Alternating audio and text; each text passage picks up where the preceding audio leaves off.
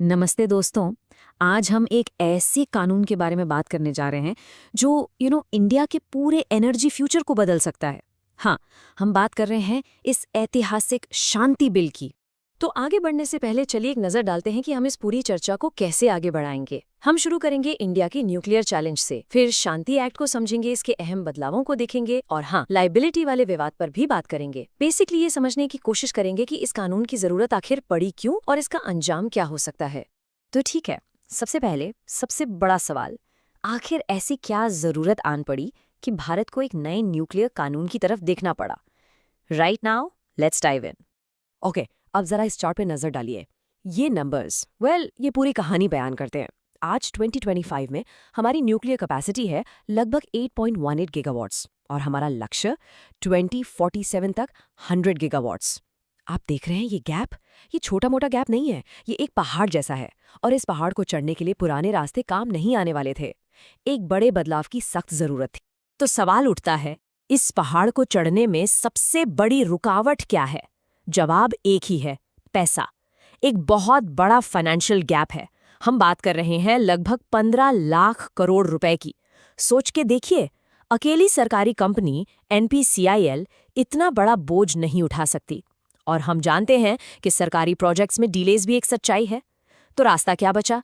Clear था, private sector को इस खेल में शामिल करना ही पड़ेगा। There was no other way. और बस इसी चैलेंज से निपटने के लिए सीन में एंट्री होती है शांति एक्ट की। ये आप कह सकते हैं इस नए दौर के लिए एक नया रूल बुक है। तो शांति बिल है क्या? देखिए, इसका पूरा नाम है sustainable harnessing and advancement of nuclear energy for transforming India bill.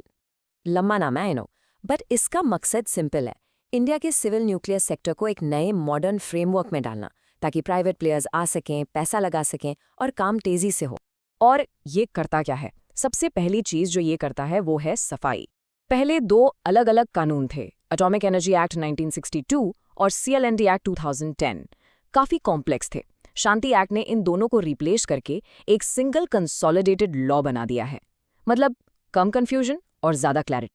तो ठीक है, इसने पुराने कानूनों को हटा दिया, बट इस नए कानून में आखिर है क्या? What's new? चलिए इसके की पॉइंट्स को एक एक करके तोड़ते हैं। ओके, ध्यान से सुनिएगा, क्योंकि ये इसका सबसे बड़ा, सबसे गेम चेंजिंग पॉइंट है। आज़ादी के बाद पहली बार प्राइवेट कंपनीज अब इंडिया में न्यूक्लियर पावर प्लांट्स ना सिर्फ बना सकती हैं, बल्कि उन्हें ओन और ऑपरेट भी कर सकती हैं। एनपीसीआईएल की मोनोपोली खत्म। This is huge. लेकिन हाँ, एक मिनट, इसका मतलब ये नहीं कि सब कुछ प्राइवेट हाथों में चला गया है। बिल्कुल नहीं। सरकार ने स्ट्रेटेजिक एरियाज पर अपना कंट्रोल पूरी तरह से बनाए रखा है।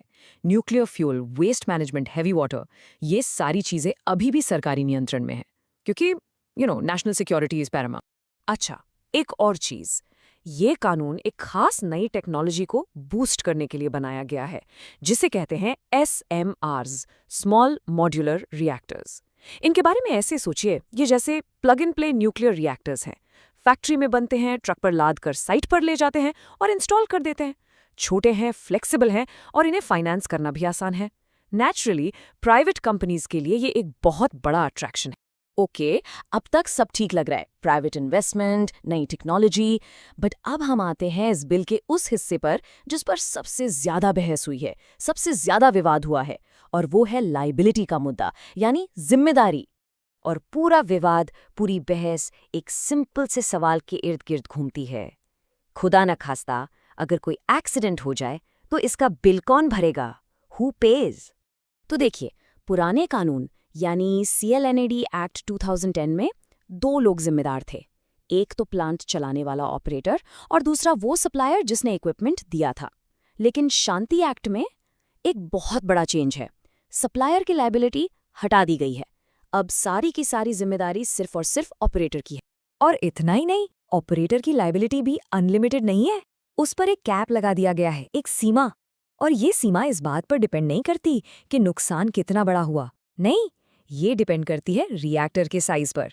जैसा कि आप देख सकते हैं, 3600 MW से बड़े रिएक्टर के लिए ये कैप है 3000 करोड़ रुपए। अब सोचिए, इससे इन्वेस्टर्स को तो आसानी हो गई, उन्हें पता है कि उनका मैक्सिमम रिस्क इतना ही है।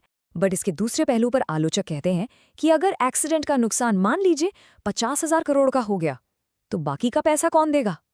जवाब है जनता और सरकार। और क्रिटिक्स की आवाज़ इस मामले में काफ़ी बुलंद है। उनका सीधा आरोप है कि ये कानून आम नागरिकों की सुरक्षा से ज़्यादा कॉर्पोरेट सप्लायर्स के हितों की रक्षा करता है। उनका डर ये है कि जब सप्लायर की कोई जिम्मेदारी ही नहीं होगी तो वो इक्विपमेंट की क्वालिटी और सेफ्टी स्टैंडर्ड्स को लेकर लापरवाह हो सकते हैं। और ये डर, ये चिंताएं आसमान से नहीं टपकी हैं। इनके पीछे हमारा अपना इतिहास है।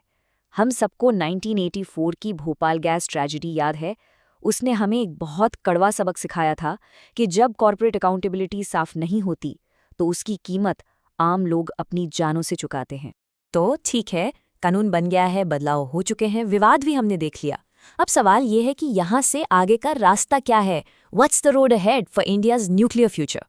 देखिए, एक्सपर्ट्स का साफ कहना है कि ये नया सिस्टम आखिरकार तभी सफल होगा जब कुछ चीज़ें ठीक से की जाएं।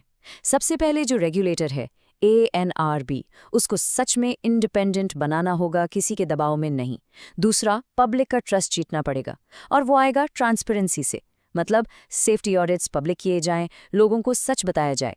लायबिलिटी कैप्स को टाइम टू टाइम रिव्यू करना भी जरूरी है। बेसिकली गवर्नेंस को मजबूत करना ही पड़ेगा। तो आखिर में बात यहाँ आकर रुकती है। शांति एक्ट इंडिया के क्लीन एनर्जी के लक्ष्य को हासिल करने के लिए एक बहुत बड़ा और शायद ज़रूरी कदम है। एक हाई स्टेक्स मूव है। इसमें देश की तरक्की की स्पीड बढ़ाने का पोटेंशियल है, नो डाउट। लेकिन इसके साथ ही ये पब्लिक सेफ्टी और कॉर्पोरेट अकाउंटेबिलिटी के बीच एक बहुत ही नाजुक बैलेंस बनाने की मांग करता है। और यही सबसे बड़ा सवाल है जो मैं आपके लिए छोड़कर जा रही हूँ। क्लीन एनर्जी की इस दौड़ में क्या ये इंडिया के लिए सही रास्ता है?